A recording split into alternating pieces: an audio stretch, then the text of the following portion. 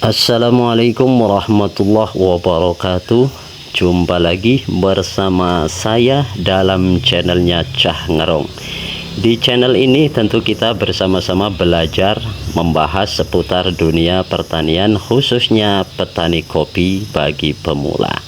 Seperti biasanya, jangan lupa selalu dukung channel kami ini dengan cara subscribe dan nyalakan tombol lonceng notifikasinya agar tidak ketinggalan dengan updatean video terbaru dari kami. Semoga saja rekan-rekan petani dimanapun berada diberikan kesehatan dan kelancaran rezeki, amin ya robbal alamin. Oke, para sahabat tani semuanya, di sini banyak kita yang mengalami ya sekarang ini tentang masalah penyakit di buah kopi ataupun daun kopi, batang kopi. Sebab ada yang namanya penyakit itu kan sekarang namanya kumbang penggerek buah kopi ya. Itu biasanya kan menyerang semua jenis tanaman kopi pada fase pembungaan dan menyerang buah yang bijinya itu telah mengeras. Biasanya gejala serangan hama ini itu biasanya bekas gerekan ada pada bagian ujung buah kopi itu.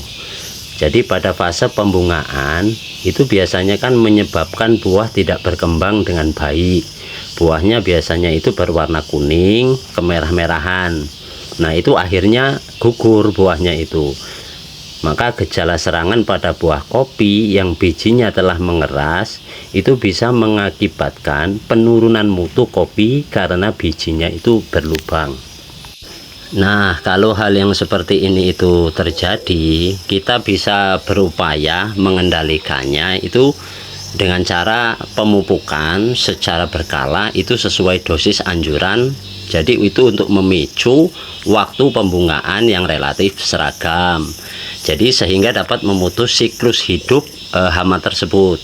Yang kedua, kita juga bisa melakukan pemangkasan tanaman kopi ya, atau tanaman naungan itu yang bisa mengurangi tingkat kelembaban sehingga menciptakan kondisi lingkungan yang kurang mendukung bagi perkembangan hama tersebut. Bisa juga kita dengan memetik bubuk ya, petik bubuk, yaitu memetik buah yang terserang penyakit tadi.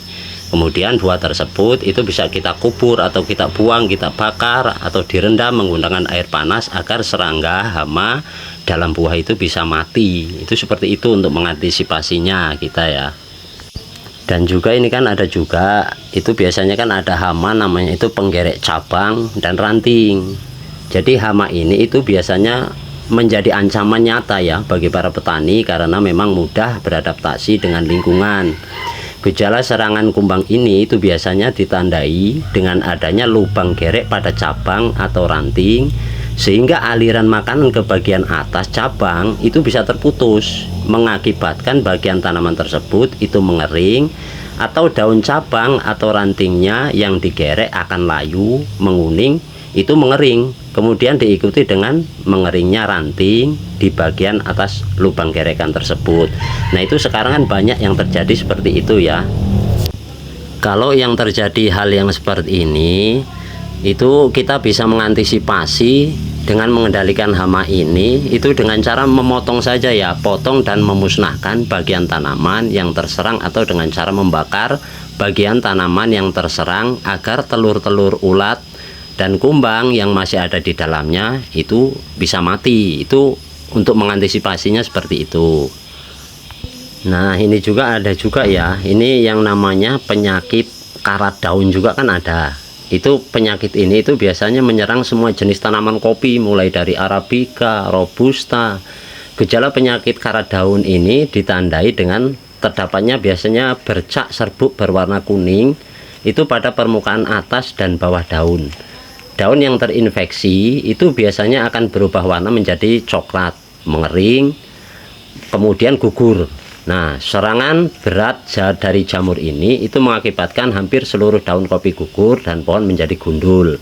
Maka petani dapat melakukan pengendalian dengan cara kultur teknis. Wah, bahasanya kultur teknis ya.